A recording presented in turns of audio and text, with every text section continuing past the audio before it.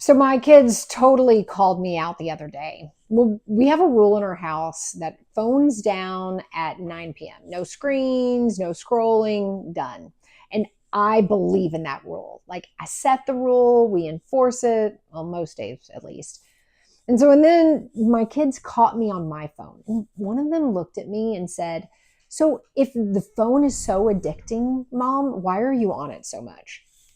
And I didn't have an answer for that because they were right. I know how addicting it is. I know the research and what it does to your sleep, your focus, and your presence. And yet there I was playing Wordle at 9:15 while my kids were held to a standard that I didn't hold for myself. And that moment hit me pretty hard because it's not just a parenting problem. I see it every single week in the sales world. A manager will send their team through training, right? There's a new process, new methodology, a new common language, and the team goes through it. They learn it, they practice it, and then they walk into their next sales call and revert right back to what they've always done. And then the manager stands there wondering why nothing has changed. So let's unpack that. Right? I was recently working with a sales team and watched their reps role play. Within minutes, they were right back to pitching features and benefits, like pushing their solution the way they've always sold. And it's not because the training didn't land, but because the manager wasn't modeling anything different. They weren't reinforcing it and couldn't execute the talk tracks that we put in place.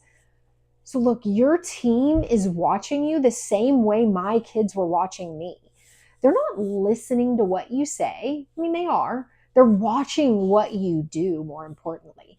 And if you're asking them to trust a process you haven't bought into yourself, to use language you don't use, and to have conversations you don't know how to have, they will smile in the training room and revert back to what they've always done seconds later. Look, you can't delegate conviction or train what you don't own. So at Sandler, we talk about behavior, attitude, and technique. Like managers want to fix technique, but if your attitude in the process is you're not bought in and you can't demonstrate it and live it out, like technique is just a band aid. Before you coach it, you have to own it.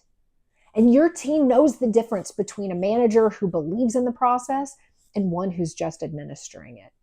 Hey, and so do your kids.